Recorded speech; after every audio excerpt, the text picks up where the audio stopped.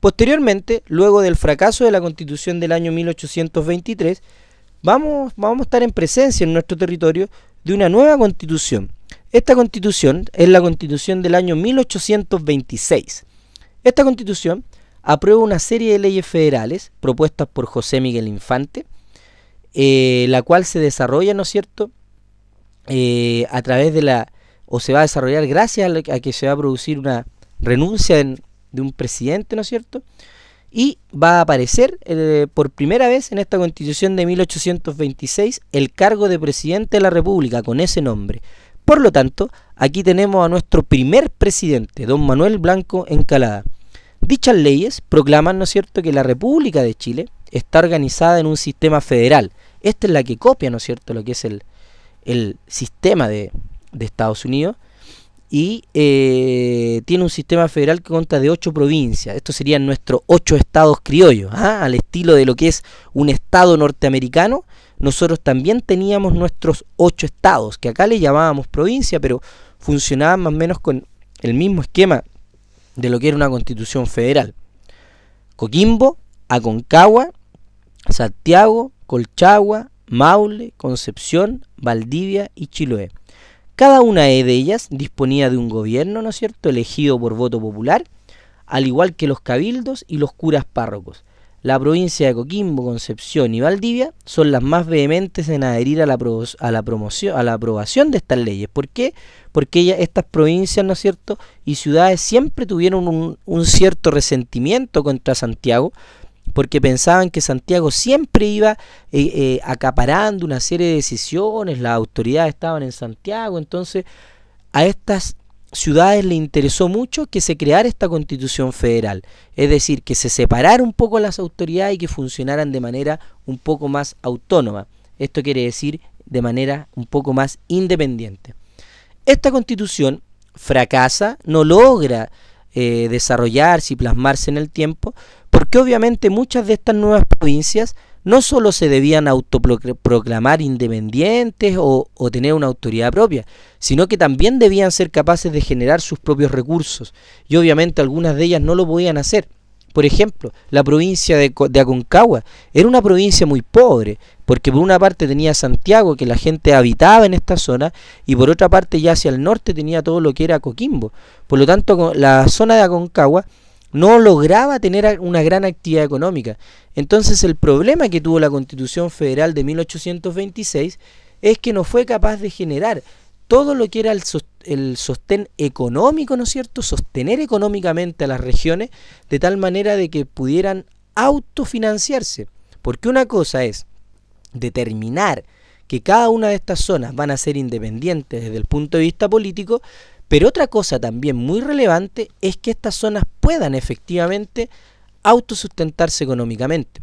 Entonces nos estamos dando cuenta que copiar la Constitución Federal de 1826 del modelo de Estados Unidos era muy distinto, porque Estados Unidos, cada uno de sus estados, que hoy día ya son 52, son autosustentables económicamente. Su actividad económica les permite cobrar impuestos y desarrollarse. Pero obviamente nuestro país es un país mucho más pequeño. Imaginémonos que nosotros tuviésemos hoy en día regiones en cada una de estas zonas y que cada región fuese un estado independiente. Obviamente estas regiones no serían capaces de sustentarse. Por lo tanto, esta Constitución falla porque no están los recursos económicos para poder hacer un país que se funcione bajo un sistema federal. Finalmente, otro de los ensayos constitucionales importantes del periodo va a ser la Constitución Liberal de 1828. Esta nueva Carta Fundamental consta de 134 artículos y es aprobada por el Congreso el 6 de agosto de 1828. Entre las principales disposiciones que planteaba esta Carta Constitucional, establece que el presidente debe ser electo por votación indirecta, es decir, se elige un representante y ese representante vota finalmente. La duración de su cargo es de 5 años, sin posibilidades de reelección, y tanto dicho cargo como el de vicepresidente deben ser obtenidos por mayoría absoluta. habla también del territorio. Siempre las constituciones hablan del territorio y si tú te das cuenta determinan cosas generales, es decir, el presidente cuánto tiempo va a durar en el cargo, si se puede o no se puede reelegir. En relación al territorio, plantea que la división del territorio nacional se mantiene igual que como lo determinan las leyes federales, pero la diferencia está en que ahora va a haber una autoridad central. Esa es la gran diferencia que marca con la constitución anterior. En el caso del poder legislativo, el poder legislativo, recuerda tú, es el que se encarga de crear las leyes, la legislación. Por eso se llama poder legislativo. Residen dos cámaras, la Cámara de Senadores y la Cámara de Diputados. Esto también recibe el nombre de Congreso bicameral. La Cámara del Senado está constituida por 2 representantes de cada provincia elegidos por asambleas provinciales, en tanto que los diputados son elegidos en votación popular directa. El Poder Judicial consta de 2 instancias, la Corte Suprema y la Corte de Apelaciones. Como tú puedes ver, en la Constitución Liberal de 1828 se aboca principalmente en determinar claramente que hay 3 poderes del Estado y cada uno con sus obligaciones pertinentes. Lo que nosotros tenemos acá es solamente un resumen de las cartas constitucionales. El detalle, la cosa más específica de cada una de ellas las veremos posteriormente en una actividad que debes realizar.